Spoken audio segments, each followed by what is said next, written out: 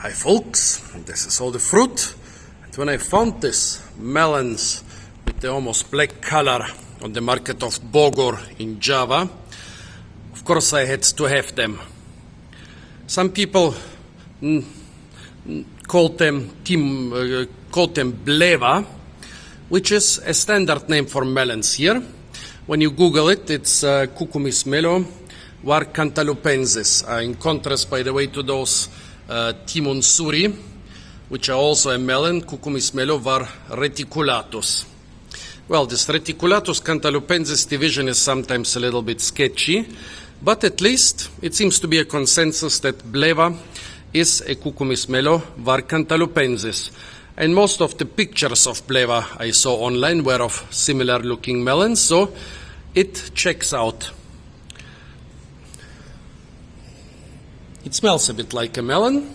The flesh is orange on the inside, again in contrast to those which have yellow, greenish, whitish flesh on the inside.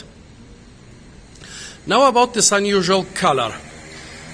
I've never seen this color in melons before. I've seen a similar color in pumpkins, which are also in the same family but not very closely related. This is the first time I see this in melons. Basically, when those are unripe, they are kind of greenish. When they are ripe, they get a pale yellowish color, and the greenish disappears. I think maybe what happened here is they got the yellowish color while the greenish color still stayed, and they were kind of superimposed, with the result of getting a sort of a dark brownish, dark olive color, which you can almost call black.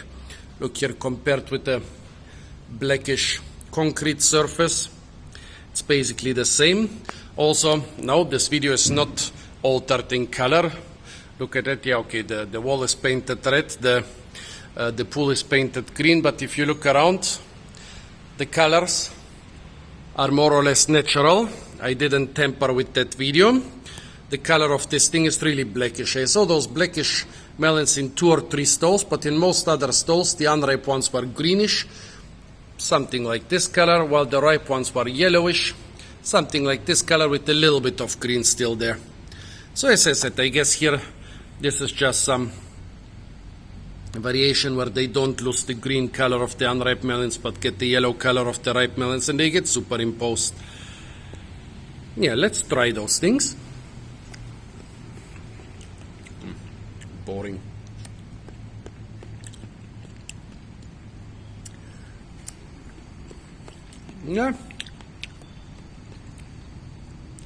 It tastes like a muskmelon.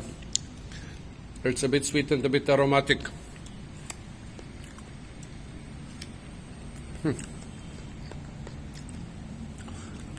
I don't get why those are so pricey. And I don't even think people try to scam me on the market. I paid 20 ringgit for this melon, which is about less than 1.5 kilograms. Not 20 ringgit, 20,000 rupiah, sorry, until yesterday I was in Malaysia. 20,000 rupiah, which is well over €1 or well over $1.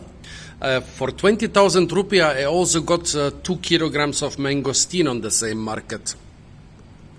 So amazingly expensive for a fruit that's easy to grow. Melons are basically mostly water. In this rainy climate, they should grow by themselves, more or less. Crazily expensive and not even incredibly tasty. They have a lot of incredibly tasty fruits here, but this, I'm a bit disappointed. It's similar and quite closely related to the Bulgarian melon, which is incredibly tasty, which is not the Gallia melon, but also seems to be a reticulatus.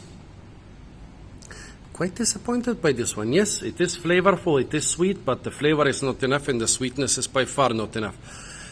Well, folks, at least it looks cool. That was the black melon of Java. Tell me if you know more about those things. Apart from that, stay tuned for a lot more fruit videos from the beautiful and incredibly fruit-rich city of Bogor on the island of Java. And if you want to receive more such content, it's not enough to subscribe to my channel because YouTube has almost stopped recommending my videos. But you also need to press the little bell icon.